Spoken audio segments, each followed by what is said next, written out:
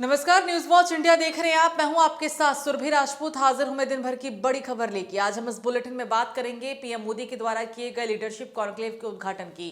बात होगी दिल्ली विधानसभा सत्र में अरविंद केजरीवाल की बढ़ती मुश्किलों की। हाथरस भगदड़ मामले में भोले बाबा को मिले बड़े राहत की और खबरों में आगे आपको बताएंगे महाशिवरात्रि के पर्व पर यूपी पुलिस द्वारा किए गए प्रशासनिक तैयारी की। महाकुंभ मेले के अंतिम पड़ाव की बात होगी। साथ ही बताएंगे क्यों वाराणसी के घाटों पर उमड़ रही है भारी भीड़। जानेंगे क्या है तेलंगाना सरकार का बड़ा फैसला। दिल्ली के सीएम बनते ही रेखा गुप्ता ने क्या कर दिया है बड़ा ऐलान। और बुलेटिन के अंत में बात उत्तराखंड के रुड़की की, जहां पर क्यों एक युवक को उतार दिया गया मौत के घाट। तो चलिए अब आपको खबर विस्तार तरीके से बताते हैं। प्रधानमंत्री नरेंद्र मोदी ने भारत मंडपम में स्कूल ऑफ अल्टीमेट लीडरशिप यानी कि सो लीडरशिप कॉन्क्लेव के पहले संस्करण का उद्घाटन कर दिया है। इस समारोह में भूटान के प्रधानमंत्री शेरिंग तोब्गे भी उनके साथ मौजूद थे। 21 से 22 फरवरी तक चलने वाला 2 दिवसीय सो लीडरशिप कॉन्क्लेव एक प्रमुख मंच के रूप में काम करेगा। यहाँ राजनीति, खेल, कला, मीडिया, अध्यात्म, दुनिया, सार्वजनिक नीति, व्यवसाय और सामाजिक क्षेत्र जैसे बड़े विविध क्षेत्रों के नेता अपनी प्रेरक जीवन यात्राएं साझा करेंगे और नेतृत्व से संबंधित पहलुओं पर चर्चा भी करेंगे। इस समिट के दौरान पीएम मोदी ने कहा कि बेहतरीन लीडर्स का विकास जरूरी है और समय की मांग भी है। इसलिए स्कूल ऑफ अल्टीमेट लीडरशिप की स्थापना विकसित भारत की विकास यात्रा में एक महत्वपूर्ण और एक बड़ा कदम है। उन्होंने कहा कि कुछ आयोजन ऐसे होते हैं जो हृदय के बहुत करीब होते हैं। आज का कार्यक्रम भी कुछ ऐसा ही है।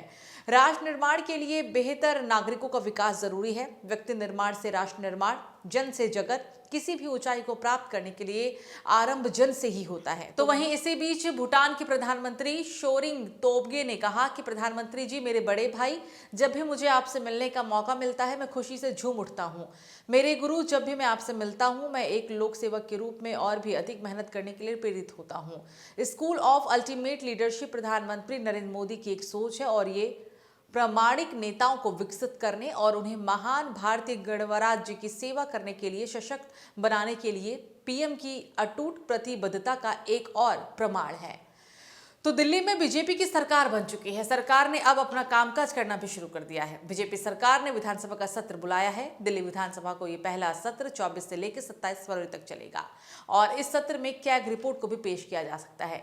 शपथ लेने के साथ ही सीएम रेखा और उनके सभी मंत्री एक्शन मोड में नजर आ रही हैं। दिल्ली की रेखा सरकार ने विधानसभा का पहला सत्र बुला लिया है, जिसमें नए विधायकों को शपथ दिलाई जाएगी। इसके अलावा कैग रिपोर्ट को भी पेश किया जा सकता है। दिल्ली विधानसभा का 3 दिनों का ये सत्र है। सबसे पहले विधायकों की रायशुमारी के बाद प्रोटेम स्पीकर का चयन होगा। स्पीकर चुने जाने के बाद इस सत्र में सभी निर्वाचित विधायकों को शपथ दिलाई जाएगी।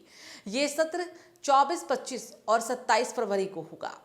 तो उत्तर प्रदेश के हाथरस भगदड़ मामले में न्यायिक आयोग ने अपनी रिपोर्ट सरकार को सौंप दी है। न्यायिक आयोग ने सत्संग करने वाले भोले बाबा को क्लीन चिट दे दी है। घटना के लिए आयोजकों और पुलिस की लापरवाही को जिम्मेदार ठहराया गया। हाथरस के सत्संग में मची भगदड़ में 121 लोगों की जान चली गई थी। हालांकि बता दें कि ये घटना पिछले साल 2 जुलाई की है। जानकारी के अनुसार भगदड़ कांड में न्यायिक आयोग की रिपोर्ट को राज्य सरकार को सौंप दिया गया। राज्य मंत्रिमंडल ने रिपोर्ट को सदन में इस रिपोर्ट को पेश करने की मंजूरी भी दी थी।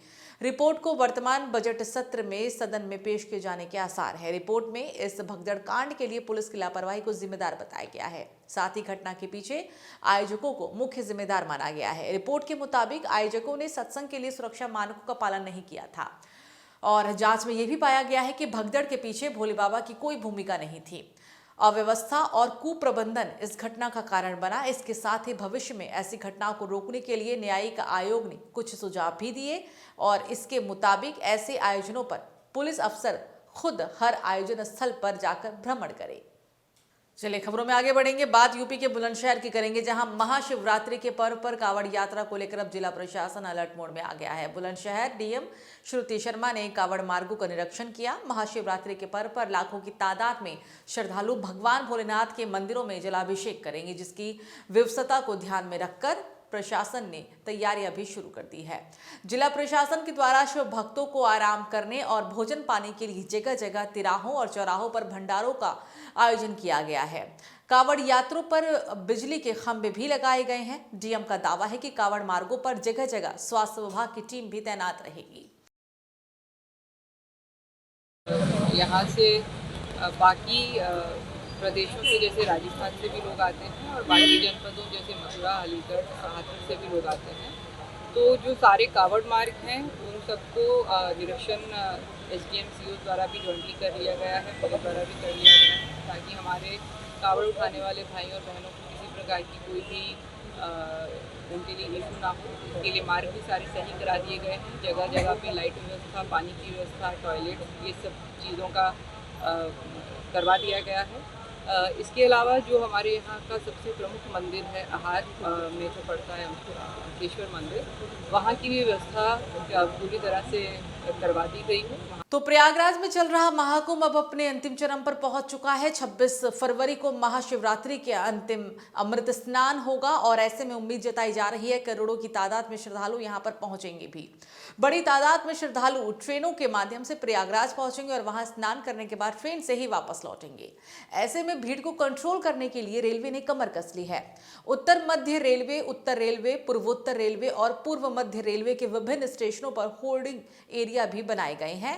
ये होर्डिंग एरिया प्लेटफॉर्म के बाहर स्थित है ताकि यात्रियों की भीड़ को नियंत्रित करने और लोगों के हुजूम को रोकने में मदद मिल सके। रेलवे के द्वारा बनाए गए होल्डिंग एरिया ऐसे विशेष क्षेत्र में है जहां यात्रियों को उनके ट्रेनों के आने तक की सुरक्षित तरीके से भी रखा जा सकता है। इन क्षेत्रों में बैठने और आराम करने की पर्याप्त सुविधाएं भी प्रदान की जाएंगी। तो वाराणसी के घाटों पर पर्यटकों की संख्या लगातार बढ़ रही है। लोग दूर दूर से स्नान करने के लिए और बाबा काशी विश्वनाथ के दर्शन करने के लिए वाराणसी पहुंच रहे हैं। वाराणसी के घाटों पर हमेशा से ही आस्था और श्रद्धा का माहौल बना रहता है, लेकिन हाल ही में पर्यटकों और श्रद्धालुओं की संख्या लगातार बढ़ती दिखती है। काशी विश्वनाथ कॉरिडोर बनने के बाद यहां आने वाले भक्तों की संख्या में भी जबरदस्त इजाफा हुआ है। 80 घाट से लेकर मणिकर्णिका घाट तक गंगा के किनारे एक ही अलग ही आध्यात्मिक और सांस्कृतिक ऊर्जा महसूस होती है। लोग गंगा स्नान, दीपदान, गंगा आरती में हिस्सा लेकर अपनी आस्था का प्रकट करते हैं। नाव की सवारी करते हुए घाटों की भव्यता और काशी की अद्भुत परंपराएं भी यहाँ देखने को मिलती है। इस समय हम मौजूद हैं वाराणसी के घाट पर, जिसको घाटों का शहर बनारस कहा जाता है, और आपको हम यहाँ की कुछ तस्वीरें दिखाएंगे।